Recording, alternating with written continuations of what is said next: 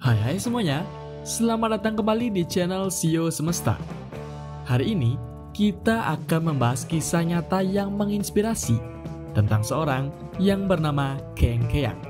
Ia adalah seorang pria Kamboja yang berjuang melawan penindasan. Ia berjuang setelah ditangkap dan disiksa di penjara S21, dan Keng berhasil melarikan diri dan menghadapi berbagai tantangan untuk mendapatkan kebebasan. Penasaran dengan kisahnya? Ayo tonton sampai habis. Tapi sebelum nonton, jangan lupa untuk subscribe channel ini dan juga klik tombol like-nya. Pastikan juga nyalakan lonceng notifikasinya biar nggak ketinggalan kisah-kisah seru berikutnya.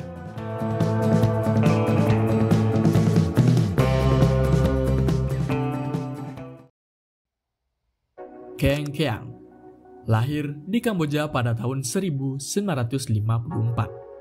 Di tengah masyarakat yang kaya akan budaya dan pendidikan. Ayahnya adalah seorang guru, dan keluarga Keng sangat menghargai pendidikan. Sejak kecil, Keng menunjukkan ketertarikan yang besar terhadap ilmu pengetahuan dan politik. Dan saat dia tumbuh dewasa, Keng aktif dalam organisasi pemuda dan sering terlibat dalam diskusi tentang masa depan politik Kamboja. Dia pun bercita-cita untuk berkontribusi pada pembangunan negara. Namun, pada tahun 1975, Kamboja jatuh ke dalam kekacauan saat Khmer Merah yang dipimpin oleh Pol Pot mengambil alih kekuasaan. Mereka menerapkan kebijakan ekstrim yang bertujuan untuk menciptakan masyarakat agraris yang murni dengan menghancurkan semua elemen yang dianggap berbahaya, termasuk intelektual, profesional, dan siapa saja yang berpendidikan. Nah, jadi buat kalian yang belum tahu apa sih itu Khmer Merah, jadi Khmer Merah adalah sebuah kelompok komunis radikal yang berkuasa di Kamboja dari tahun 1975 hingga 1979. Keng Keang ditangkap pada bulan Agustus 1975, hanya beberapa bulan setelah Khmer Merah mengambil alih. Dia dituduh terlibat dalam kegiatan yang dianggap subversif. Setelah penangkapan, Keng dibawa ke S21, penjara yang terkenal sebagai tempat penyiksaan dan eksekusi. Di penjara itu, Keng ditempatkan dalam sel kecil dan gelap, bersama dengan tahanan lain yang merasakan hal yang sama. Di dalam penjara, Keng mengalami penyiksaan yang sangat brutal. Dia dipaksa untuk berdiri dalam posisi yang menyakitkan selama berjam-jam dan dilarang untuk tidur. Para penjaga menggunakan berbagai metode penyiksaan, termasuk pemukulan, penghilangan makanan, dan intimidasi psikologis. Keng dan tahanan lainnya sering dipaksa untuk menyaksikan penyiksaan teman-teman mereka, yang menciptakan atmosfer ketakutan yang mencekam. Selama berada di penjara tersebut, Keng berusaha bertahan meskipun mengalami siksaan yang mengerikan. Dia melihat teman-teman yang dipindahkan untuk dieksekusi dan seringkali tidak mengetahui nasib mereka. Untuk menjaga kesehatan mentalnya, Keng mencoba mengingat kenangan indah tentang keluarganya dan pendidikan yang pernah dia jalani. Dia juga berusaha untuk tidak mengkhianati teman-teman atau orang yang dikenalnya, meskipun menghadapi ancaman yang nyata dari para penjaga. Keng pun mengalami tekanan mental yang sangat besar, tetapi ketahanan dan keyakinannya untuk bertahan hidup tetap kuat.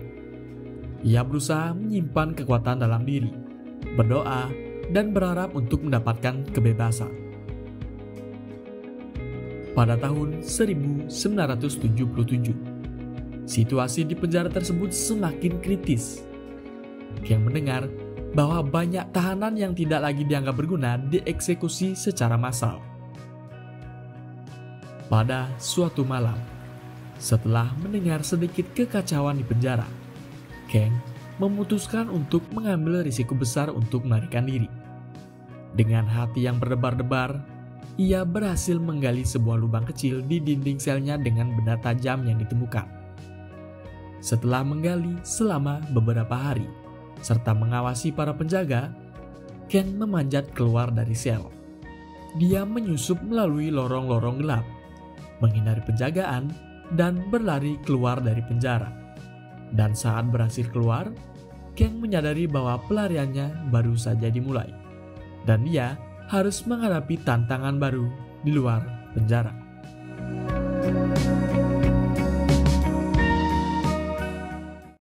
Begitu bebas, Kang tidak punya tujuan jelas selain menjauh dari penjara itu. Ia berlari melewati ladang dan hutan, berusaha menghindari pasukan merah. Dalam perjalanan, Kang harus berjuang untuk menemukan makanan dan air. Dia mencari sayuran liar dan buah-buahan, mencoba memanfaatkan apapun yang bisa dimakan. Dan selama beberapa minggu berikutnya, Kang menjalani kehidupan sebagai buronan. Ia terpaksa bersembunyi di tempat-tempat terpencil, menghadapi cuaca buruk, serta ancaman dari pasukan merah yang mencari tahanan yang melarikan diri. Dalam keadaan putus asa, dia bahkan berhadapan langsung dengan binatang buas yang membuat hidupnya semakin berisiko.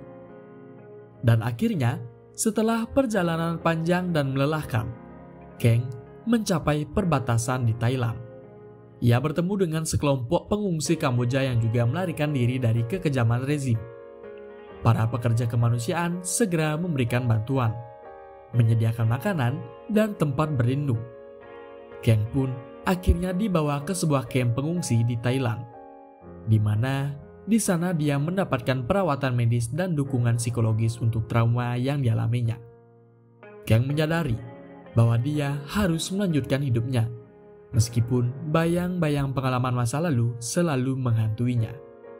Dia pun mengikuti program rehabilitasi bagi pengungsi dan menerima pendidikan bahasa Inggris untuk mempersiapkan diri menghadapi kehidupan baru. Pada tahun 1980, Kang dipindahkan ke Amerika Serikat sebagai pengungsi. Di sana, Kang harus berjuang untuk menyesuaikan diri dengan lingkungan baru.